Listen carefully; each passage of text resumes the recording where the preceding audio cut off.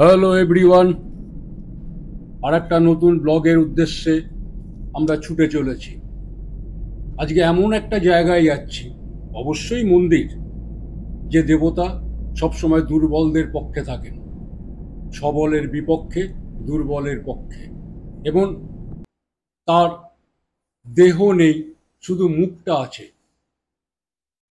আমরা ছুটে চলেছি রানীগঞ্জের উদ্দেশ্যে। অবশ্যই আপনারা অনুমান করে নিতে পারলেন দেবতার কি নাম, মন্দিরটার কি নাম। হ্যাঁ, আমরা যাচ্ছি খাটু শ্যাম বাবা মন্দির, রানীগঞ্জ।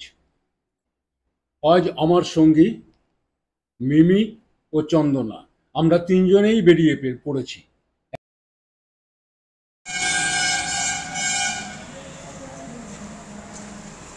খাটুয়া শ্যাম মন্দির, রানীগঞ্জ।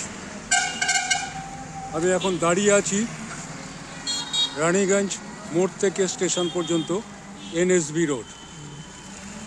এদিকটা চলে গেছে রানীগঞ্জ মোড়, প্রচণ্ড বিজি রাস্তা, প্রচণ্ড বিজি রাস্তা।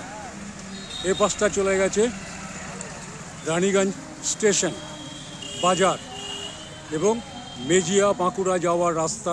এই রাস্তা দিয়ে কন্টিনিউ করে গেলে পাবেন। এখানে কিভাবে পৌঁছাবেন? রানীগঞ্জ স্টেশন থেকে টোটো, অটো সব পাবেন, ভাড়া খুবই কম, ওই 10 থেকে 15 টাকা করে পার হেড নেবে, বা আপনি রিজার্ভ করেও আসতে পারেন। যারা ট্রেনে আসবেন রানীগঞ্জ স্টেশনে নামবেন, ওখান থেকে টোটো, অটো করে আসবেন।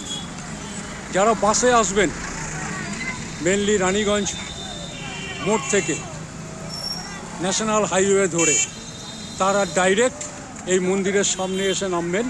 বাস কন্ডাক্টরকে বলবেন যে আমি শ্যাম বাবা মন্দিরে যাব, ওরা আপনাকে পৌঁছে দেবে। এই রাস্তাটা পার্কিংয়ের দিকে যাওয়ার রাস্তা।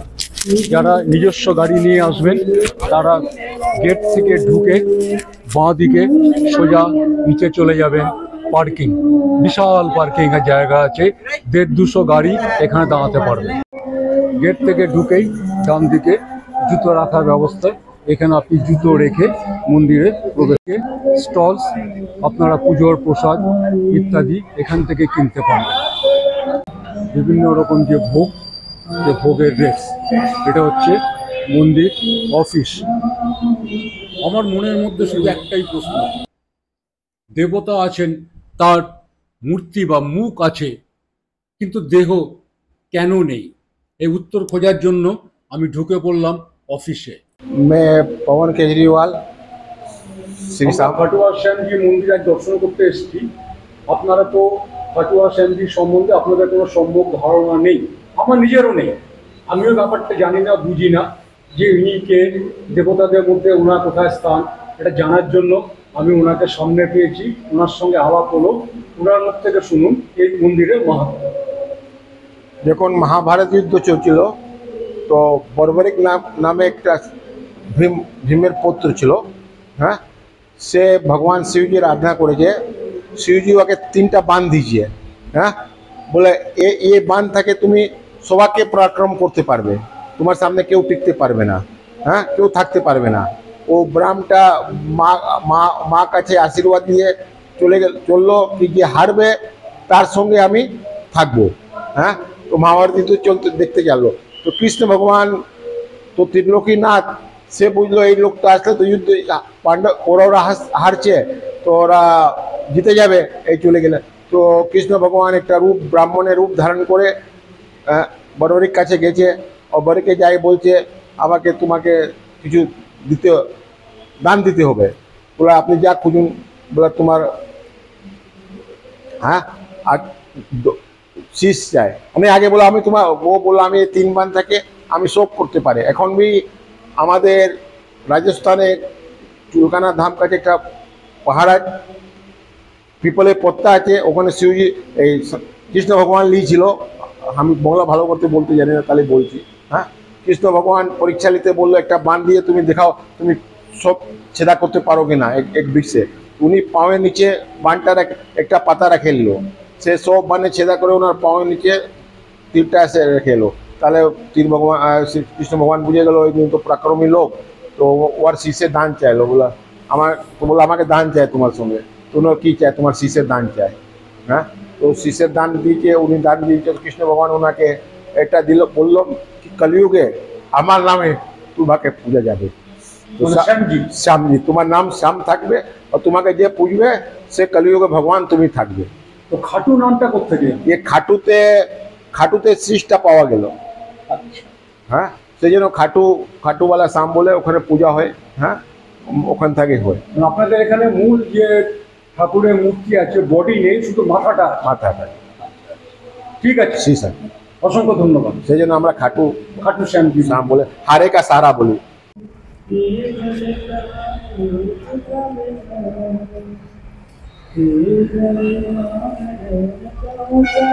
এই সিঁড়ি ধরে আপনাকে উপরে উঠে যেতে হবে।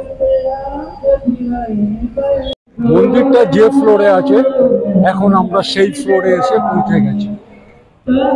এটা মূল মন্দির, পিছনে মন্দিরের চূড়া, ডান দিকে আরো কনস্ট্রাকশন চলছে, আরো কাজ হচ্ছে।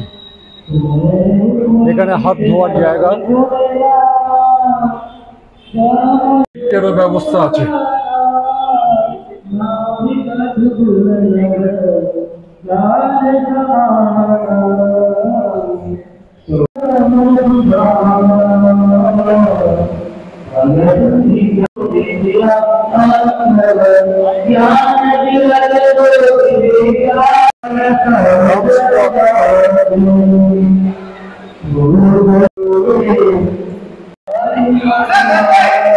दर्शन के लिए जिसके आंगन में पधारे हैं, ये बाबा श्याम जो इनको बर्बरिक के नाम से जाना जाता है।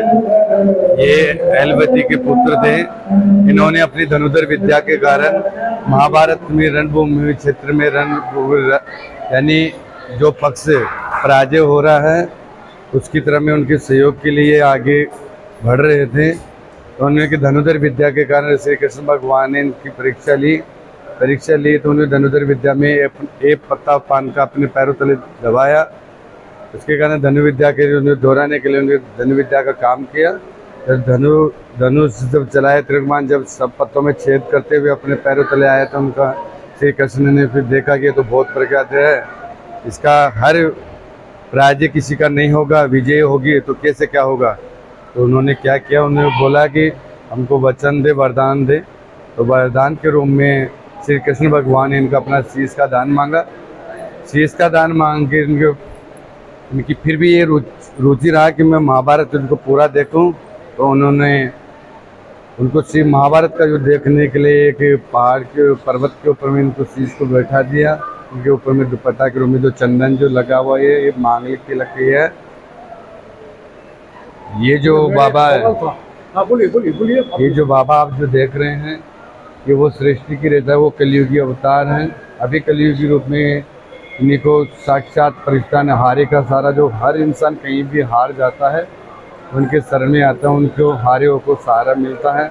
हम सभी को भक्तों को यही कहते हैं कि शरण में इनकी आइए, इनसे जुड़िए, आपका हर कार्य मंगल होगा। कभी कुछ भी घर में अशांति देख लो, कोई भी मांगलिक काम करने के लिए बाबा को एक बार उनको अपने जीवन में लाइए। हारे का सहारे की जय। कब बना ये मंदिर? ये मंदिर अभी 2024 में 22 फरवरी को ओपनिंग हुआ है, 2024 को। अरे 2024 को ओपनिंग हुआ है। और ये अभी आप देख रहे हो, इसका साक्षात प्रचार आपको इतने पीछे में देखिए, इतना अर्जी लग रहा है, इतने भक्त लोग उमड़ते हैं। इस श्रद्धा विश्वास के लिए इतना उमंग भरा ये क्षेत्र है। आज बंगाल में इस रानीगंज धाम के नाम से आज ये बाबा का एक प्रतिष्ठान मंदिर बन चुका है। सभी भक्तों को यही है कि बाबा के दरबार में आइए, आर्यों का सहारा मिलेगा। ये बहुत मुझे एक सवाल था, श्याम जी का मूर्ति ये है, इनका कोई बॉडी नहीं है, इनका धड़ नहीं है, केवल बताया ना श्री कृष्ण भगवान ने जब इनका कोई वरदान मांगा तो वरदान के रूप में शीश का दान मांगा। केवल शीश का ही पूजा होता है, ये शीश ही है। बगल में जो है वो तो हम लोग हिंदू है, वो तो बगल क्षेत्र जो इधर में सालासर दरबार हनुमान जी महाराज का लगा हुआ है। इस साइड में जो माँ रानी सती देवी झुंझुनू में विराजमान है उनका लगा हुआ है। वहाँ गणतंत्र और गणेश जी विनायक जी महाराज का लगा हुआ है। इस साइड में फिर माँ आशुतोष भगवान श्री शंकर भगवान का मंदिर है। यानी कि यहाँ पे 5 देव देवताओं का मंदिर विराजमान है। साक्षात प्रसाद देने वाली ये मूर्तियाँ हैं।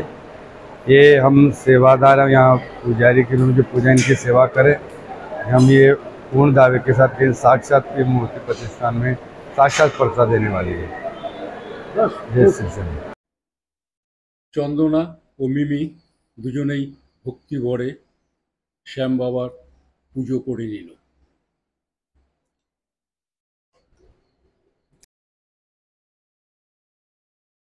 এখানেও একজন পূজারী বসে আছেন।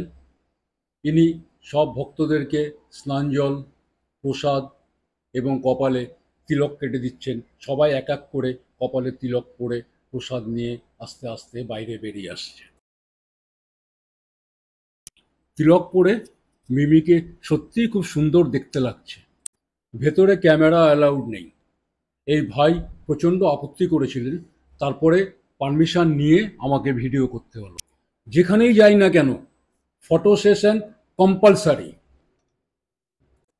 মন্দির চত্বর বা মন্দিরের সামনের জায়গাটা খোলামেলা জায়গা।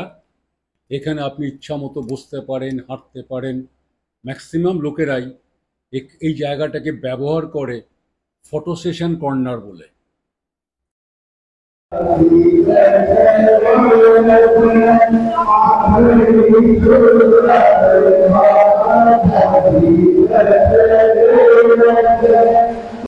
দর্শন শেষ করে আমরা আস্তে আস্তে সিঁড়ি দিয়ে নিচে নেমে আসছি। খুব ভালোভাবে দর্শন করেছি। মন্দিরের ভেতরে যে 5টা বিগ্রহ আছে পূজারীজি কমপ্লিট ওটার ব্যাখ্যা করেছেন, এবং শ্যাম নামটা কেন হয়েছে, খাটু কথাটা কোত্থেকে এসছে, কেন এখানে দেবতার যে বিগ্রহ আছেন তার দেহ নেই, পুরো ব্যাখ্যা শুনে নিয়ে কিছুক্ষণ ভজন শুনে আমরা নিচে নেমে আসছি। কথা ভবন মানে এখানে ধর্মীয় আলোচনা হয়, কনফারেন্স রুম। বেশ বড় হলঘরটা। নিচে বসে এখানে এরা ধর্মকথা আলোচনা করেন। এরা মূলত রাজস্থানের মারোয়ারি সম্প্রদায়ের লোক। যে ঘরটা দেখলাম কনফারেন্স হল, তাতে এদের স্থান সংকুলান হয় না, যার জন্য এই পাশে আর একটা বড় অডিটোরিয়াম টাইপের বানাচ্ছে, যেটা আগামী দিনে আপনারা এলে এখানে দেখতে পাবেন। একটা বিরাট হল ঘর, এসি, মানে আমাদের কর্পোরেট ভাষায় ডাইনিং হল। আপনি যদি এখানে আসেন, এখানে বসে প্রসাদ খেতে পারেন, প্রসাদ খাওয়ার জায়গা। টয়লেটস সুন্দর পরিষ্কার, এবং সবসময় এখানে পরিষ্কারের কাজ চলছে, কারণ ভিড়ও তো আছে, অতএব পরিষ্কার কন্টিনিউ। মন্দির দেখতে দেখতে বাইরে বেরিয়ে এলাম, পার্কিং লটে পৌঁছে গেলাম।